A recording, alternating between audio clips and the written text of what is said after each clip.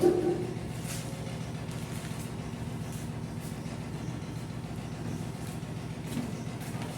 Student, आज मैं पढ़ाऊँगा class 12 का मैथमेटिक्स चैप्टर नंबर 10 का पर्सनाली 10.2 का इंट्रोडक्शन यानी कि परिचय। उसके बाद आप परिचय जान जाएंगे, उसके बाद जो पर्सनाली है 10.2 का क्वेश्चन सॉल्व कर सकते हैं आराम से। तो देखते हैं सदिश बीजगणित चैप्टर का नाम है। इसका परिचय जो है सबसे पहला है सदिश का परिमाण निकालना। आपको कोई सदिश दिया रहेगा, उसमें पूछेगा कि इसका परिमाण क्या होगा। सपोज एक सदिश दिया आपको, वेक्टर दिया है a1 i cap plus b1 j cap plus c1 k cap. तो इसका जो परिमाण होगा, मान में वेक्टर है रूट में a1 square plus b1 square plus c1 square. जो i का गुणांक है उसका वर्ग कर देंगे, j का गुणांक उसका वर्ग कर देंगे और k गुणांक उसका वर्ग करके रूट निकाल देंगे एड करके। तो जो आएगा वो क्या होगा, सदिश का परिमाण होगा। ये जो है हमेशा इसकी वैल्यू क्या होगी, घातांक होगी। तो परिमाण क्या होता है, लंबाई होती है। दूसरा है स्थिति सदिश ज्ञात करना। स्थिति सदिश, सपोज कोई बिंदु दिया हो और उसको आपसे पूछेगा कि स्थिति सदिश क्या होगा, कैसे निकालेंगे। तो सपोज एक त्रिभुज दिया हुआ है, इसके शीर्ष हैं a, इसके कोऑर्डिनेट है x1 y1 z1, d जिसके कोऑर्डिनेट है x2 y2 z2 और c जिसके कोऑर्डिनेट है x3 y3 और z3। आपको तीनों बिंदुओं के निर्देशांक दिए हुए हैं। इसमें पूछा जाए कि a का बिंदु a का स्थिति सदिश बताइए क्या होगा। तो उसका होता है x1 i cap plus y1 j cap plus z1 k cap. यदि इसमें चिन्ह हो निगेटिव तो निगेटिव हो जाएगा, तीनों चिन्ह क्या है, पॉजिटिव है, क्या होगा, पॉजिटिव हो जाएगा। उसी प्रकार बिंदु बी का क्या होगा, x2 i cap plus y2 j cap plus z2 k cap. ये हो गया बिंदु का सदिश, स्थिति सदिश यानी पोजीशन वेक्टर। अब कोई पूछे कि वेक्टर ए बी क्या होगा, वेक्टर ए बी क्या होगा। तो वेक्टर ए बी की बात कर रहा है तो प्रारंभिक बिंदु ए होगा, अंतिम बिंदु बी होगा। तो वेक्टर बी में से वेक्टर ए को निकालना होगा। देखिए x2 minus x1 i cap, क्योंकि i कैप के साथ जो भी होगा उसमें से माइनस होगा। y2 minus y1 j cap plus z2 minus z1 k cap. ये क्या होगा, वेक्टर ए बी का सदिश निकल जाएगा इससे। ये है आपका वेक्टर ए बी का सदिश।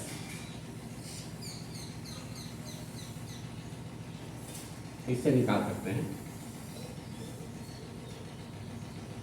उसके बाद बीसी का पूछ दे तो x3 minus x2 i cap plus y3 minus y2 j cap plus z3 minus z2 k cap. अब देखिए आपको वेक्टर दिया रहेगा और पूछ दे इसका स्थिति सदिश, इसके घटक ज्ञात कीजिए। आपको वेक्टर दिया रहे और कहे कि आप इसका घटक ज्ञात कीजिए। घटक, आप घबराए नहीं, मैं आपको इसके समझने का समय दूंगा। सदिश के घटक कैसे निकालेंगे।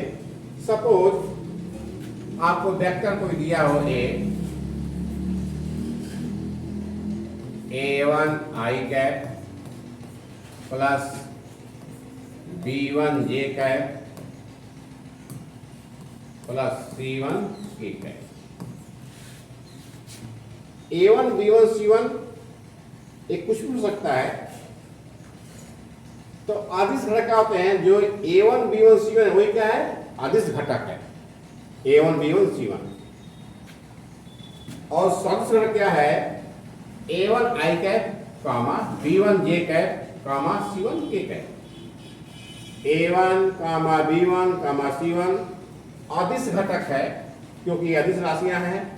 सदिश घटक में A1 I cap comma B1 J cap comma C1 K cap, ये सब है सदिश घटक। सपोज एक एग्जांपल देते हैं, मान लीजिए वेक्टर ए दिया हो 2I cap minus J cap plus 3K cap. तो इसका अदिश घटक क्या होगा? अदिश घटक क्या होगा?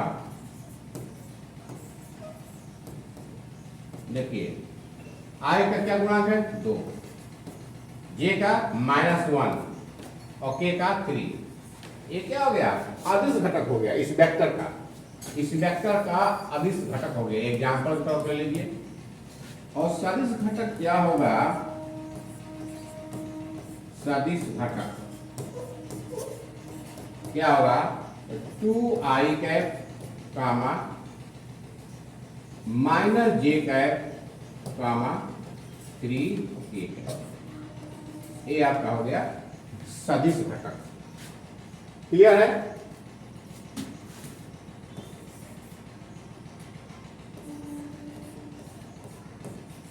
सदिश घटक।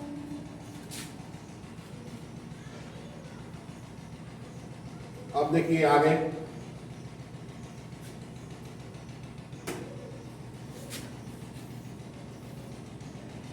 हम नेक्स्ट पेज पे चलते हैं।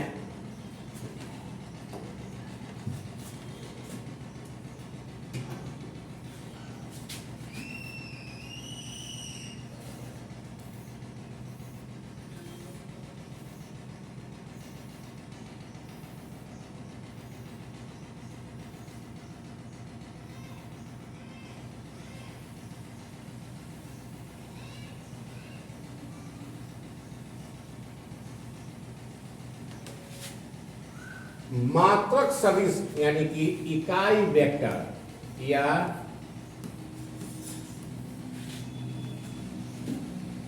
इकाई सदिश या यूनिट वेक्टर, यूनिट वेक्टर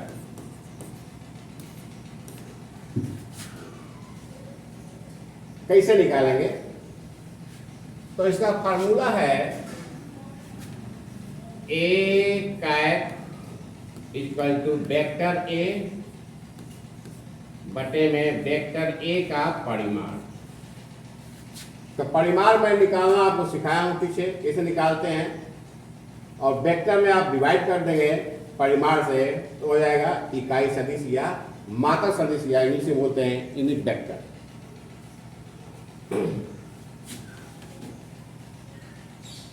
देखिए अगला है सदिश के दिशा। कोई आपको वेक्टर दिया हो तो उसका दिशा क्या होगा, उसको निकालने के लिए देखिए हम लोग 3D पढ़ रहे हैं।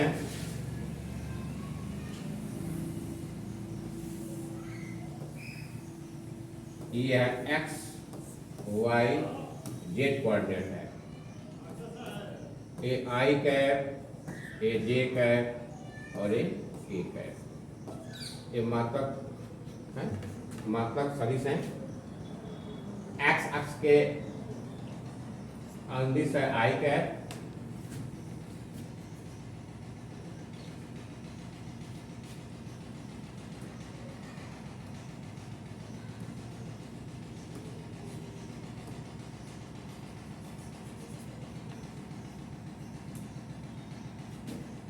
I cap, J cap, K cap.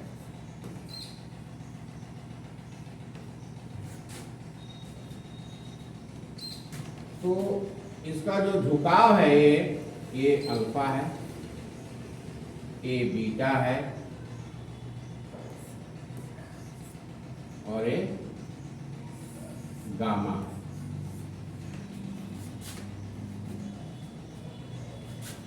तो इसी को अल्फा बीटा गामा को दिक कोसाइन करते हैं, इसको दिक कोजिया भी बोलते हैं या डायरेक्शन कोसाइन इसे बोलते हैं। इसको शॉर्ट लिखते हैं डीसी, शॉर्ट लिखते हैं डीसी, डायरेक्शन कोसाइन। सपोज आपको एक वेक्टर दिया हो, एक वेक्टर दिया हो, वेक्टर ए बराबर a1 i cap plus b1 j cap plus c1 k cap.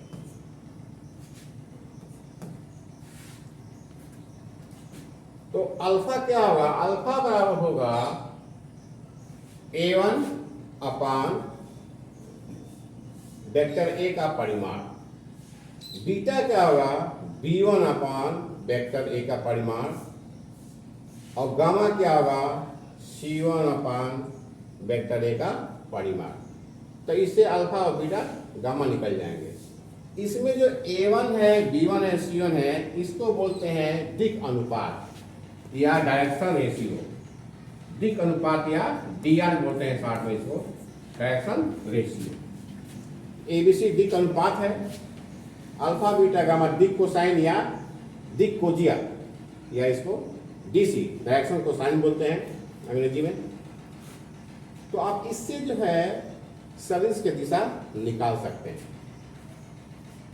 और भी है इसके नियम निकालने के लिए, खैर इतना आप जान लीजिए, इतना ही काफी आपके लिए। अगला है दो सदिश संरेख कब होंगे? दो सदिश संरेख कब होंगे? यानी कि आपको दो वेक्टर दिया है, वेक्टर ए और वेक्टर बी। तो ये जो है संरेख कब हो गए? तो दो वेक्टर संरेख कब हो गए? जब वेक्टर 2 का जो वेक्टर 2 है वो लेमडा इंटू वेक्टर ए के रूप में आ जाए। लेमडा क्या है? ये नियतांक है। सपोज वेक्टर ए दिया हो a1 i cap plus b1 j cap plus a1 i cap plus a2 j cap plus a3 k cap, और वेक्टर बी दिया हो b1 i cap plus b2 j cap plus b3 k cap. तो आप इसको देखेंगे कि यहाँ पर जो है ये इक्वल कब होगा? जब यहाँ पर कोई कांस्टेंट आ जाएगा, कैलकुलेशन करेंगे तो पता चल जाएगा आपको ये क्या है, संरेख है कि नहीं। एक तो ये नियम है। दूसरा नियम ये है कि संरेख है कि नहीं चेक करने का, इनके जो दिक अनुपात है, दिक अनुपात, हाँ, दिक अनुपात का जो रेशियो है वो कांस्टेंट होना चाहिए। दिक अनुपात का रेशियो कहाँ चाहिए? कांस्टेंट। यानी कि a1 अपान b1, a1 अपान b1 बराबर a2 अपान b2 बराबर c2 अपान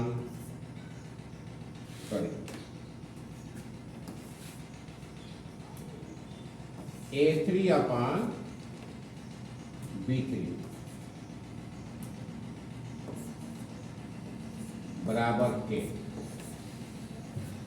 यानी कि a1 b1 a2 b2 और a3 b3, इनका जो अनुपात है सेम आ जाए तो हम कहते हैं कि जो वेक्टर दोनों दिए हैं आपको वो क्या है? संरेख।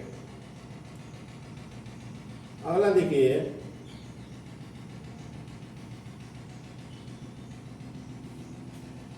सपोज आपको समकोण त्रिभुज के शीर्ष दिए हो या समकोण त्रिभुज के शीर्ष के पोजीशन वेक्टर यानी कि स्थिति सदिश दिए हो, और कहे कि सिद्ध करिए कि ये समकोण त्रिभुज के शीर्ष है। तो उसको कैसे हल करते हैं? देखिए, समकोण त्रिभुज के शीर्ष होंगे जब ए दिया हुआ एक समकोण त्रिभुज बना दिया वेक्टर में A B C, A B C. तो सबसे पहले आपको वेक्टर ए बी निकालना है। इससे पहले बताया था ये पोजीशन वेक्टर कैसे निकालते हैं, सदिश वेक्टर स्थिति सदिश कैसे निकालते हैं। तो ए बी निकालना है तो ए क्या होगा प्रारंभिक बिंदु, बी क्या होगा अंतिम बिंदु, यानी कि x2 minus x1 i cap plus y2 minus y1 j cap plus z2 minus z1 k cap होगा। ये निकाल लेंगे वेक्टर ए बी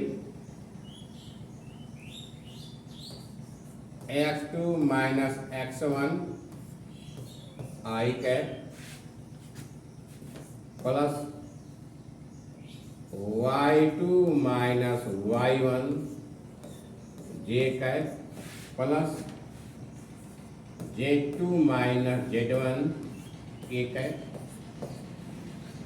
इसी प्रकार वेक्टर बी से निकाल लेंगे तो x3 minus x2 i cap हो जाएगा plus y3 minus y2 j cap हो जाएगा plus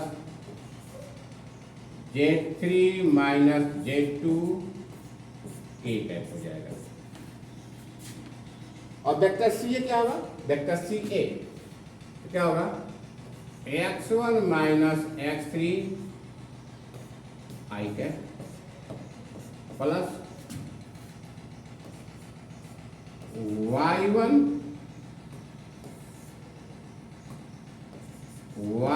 minus y3 j cap plus z1 minus z3 k cap.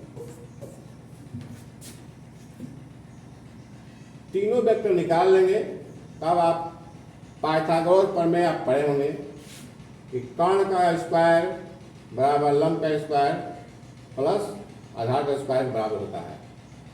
तो आपको लंबाई निकालना होगा, लंबाई निकालने के लिए आपको वेक्टर ए बी का परिमाण, वेक्टर बी सी का परिमाण और वेक्टर सी ए का परिमाण निकालना होगा। तो इसका क्या सूत्र होगा, वेक्टर सी ए का स्क्वायर परिमाण का स्क्वायर बराबर वेक्टर ए बी का square plus vector B C के परिमाण का स्क्वायर। वेक्टर सी ए का परिमाण का स्क्वायर बराबर वेक्टर ए बी के परिमाण का square plus vector B C के परिमाण का स्क्वायर। यदि इस समीकरण को संतुष्ट करता है तो हम कहेंगे ये जो शीर्ष है समकोण त्रिभुज के, ये शीर्ष किसे है समकोण त्रिभुज के। आगे देखिए सदिशों का योगफल निकालना। सपोज आपको जो वेक्टर है या सदिश है 2-3 दिए हो और उससे पूछे कि इसको ऐड करिए जोड़िए, तो उसको जोड़ने का तरीका क्या है। जैसे सपोज a1 वेक्टर ए दिया है, वेक्टर ए दिया है, वेक्टर ए दिया है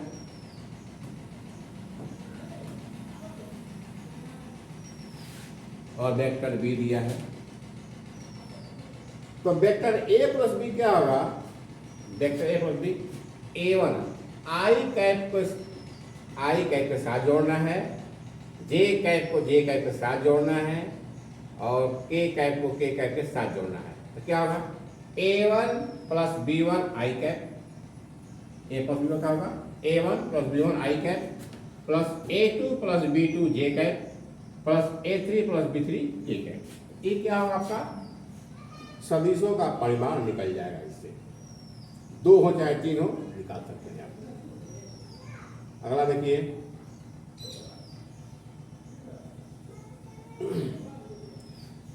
दो सदिश समान होंगे। आपको 2 सदिश दिया हो ए और वेक्टर बी और कहे कि ये समान है, कहे कि ये समान है, तो अब ये समान कब हो गए, यानी कि वेक्टर दोनों बराबर कब हो गए, जब उनके संगत मान समान होंगे। सपोज वेक्टर ए और वेक्टर बी दिया हुआ है x1 i cap plus y1 j cap plus z1 k z k cap, vector A दिया है एक्स आई कैप प्लस वाई जे कैप प्लस जेड के कैप, और वेक्टर बी दिया है 3 आई कैप प्लस 2 जे कैप माइनस 3 के कैप। तो ये बराबर कब होंगे, समान कब होंगे, जब वेक्टर ए1 का आई यानी कि एक्स जो है 3 के बराबर हो, वाई जो है 2 के बराबर हो, और जेड जो है -3 के बराबर हो, तभी क्या होंगे, समान होंगे। यानी कि एक्स और एक्स वाई और जेड का वैल्यू क्या होगा, 3 2 -3 होगा, और वेक्टर आपस में क्या होंगे, बराबर होंगे। अब देखिए एक विभाजन का सूत्र है, अंतर विभाजन बाह्य विभाजन। आपका अच्छा 11th में पढ़े होंगे या 10th में पढ़े होंगे, कोऑर्डिनेट ज्योमेट्री में विभाजन का फार्मूला पढ़े होंगे, अंतर विभाजन और बाह्य विभाजन। देखिए सपोज दो वेक्टर दिए हो, वेक्टर ए और वेक्टर बी, और m संबंध n का अनुपात में विभाजित हो रहा है, तो वेक्टर r का जो है, वेक्टर पूछ रहा है सदिश क्या होगा, वेक्टर r का सदिश क्या होगा, उसका फार्मूला है ये, वेक्टर r होगा m into vector b plus n into vector a upon m1 plus m2। ये कब होगा, इसमें पॉइंट प्लस कब होगा, जब अंतर विभाजन होगा। वास्तव विभाजन में क्या होगा, माइनस हो जाएगा, m into vector B minus n into vector A बटा में m माइनस n। ये आपका फिगर है वेक्टर ए और वेक्टर बी का, ये अंतर विभाजन है, ये पॉइंट है P और Q।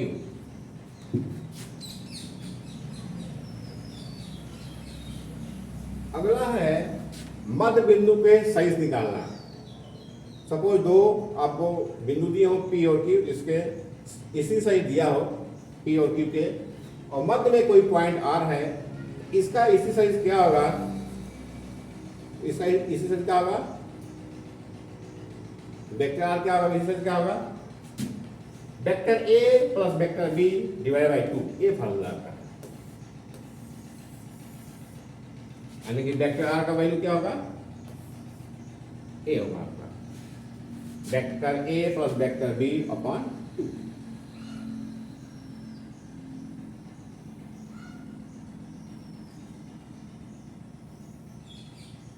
अब आप स्क्रीनशॉट ले लीजिए,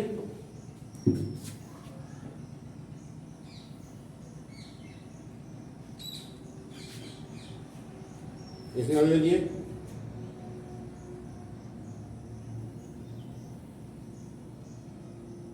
ले लीजिए। अगला देखिए,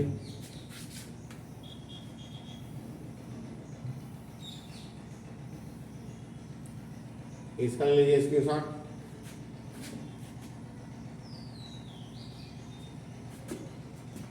चलिए आगे वाले ले लीजिए,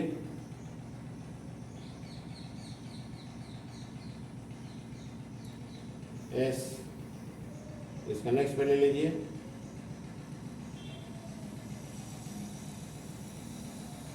और ये है लास्ट।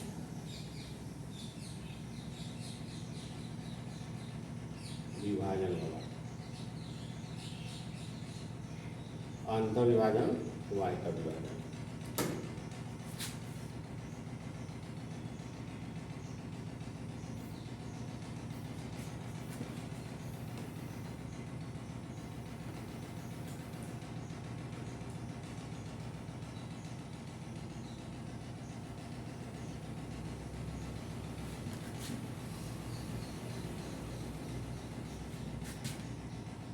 ये क्लियर नहीं है,